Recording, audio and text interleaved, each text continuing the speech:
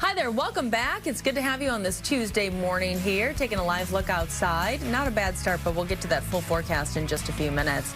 So a pioneer in local government, Bertha Knight Landes, shattering the glass ceiling nearly 100 years ago when she became the first female mayor of Seattle.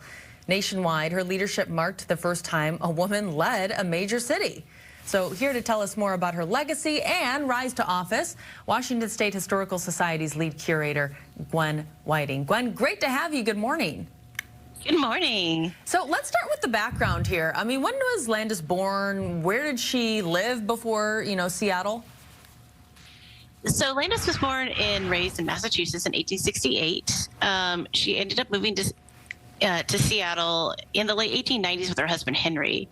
Henry had worked for the USGS, but he accepted a position as a professor of geology at the University of Washington. So the family moved to Seattle at that time.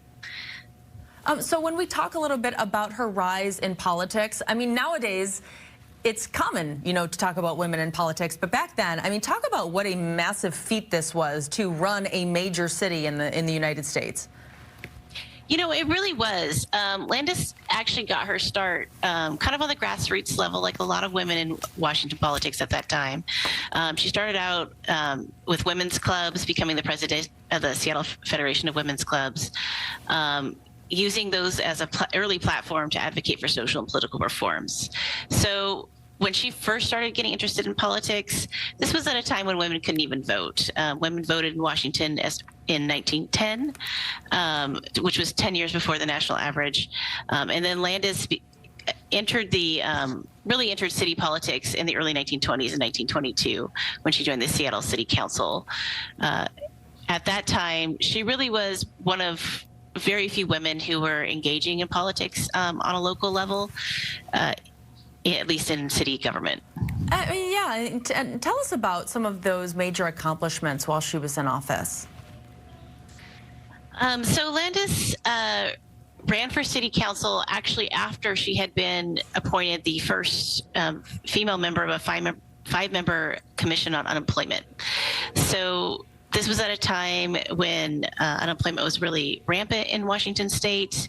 So she got really involved first in finding employment for Washingtonians. Then when she came into the mayorship, she was very interested and invested in preventing and finding corruption in city politics. So she was instrumental in reforming the police force, and managing budgets, pressuring the police to enforce laws like prohibition that perhaps had fallen by the wayside a little bit.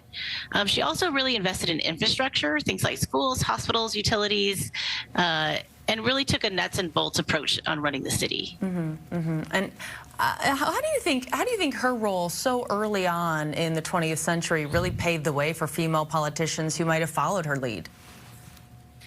Well, she really opened the door to seeing that women could do the same job as men, and she would argue, I think, better.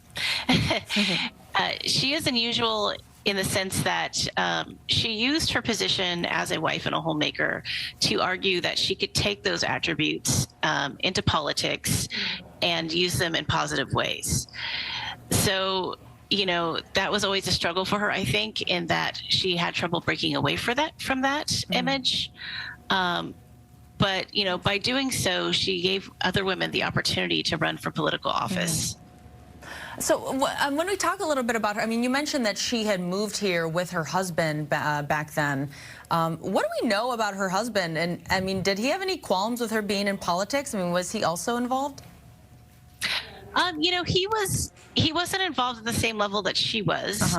In some ways, her work, a lot of her political involvement started first as a faculty wife at the University of Washington. That gave her kind of an opening to finding connections, first with academics and then with the local community and government leaders.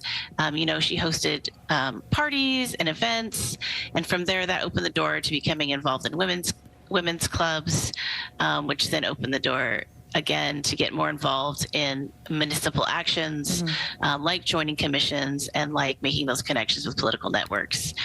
Women in politics at that time, like today, and perhaps even more so, was all about networking, all about making those connections.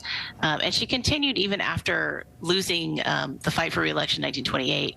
She continued to work actively for women's rights and for women to receive equal pay for equal work. I mean, shattering the glass ceiling, I feel like, is an understatement in this regard, especially when you consider, like you mentioned, what the time was like for women back then. So this is really fascinating, and I like that we could do a little deep dive into Mayor Bertha Knight Landes. Washington State Historical Society's lead curator, Gwen Whiting.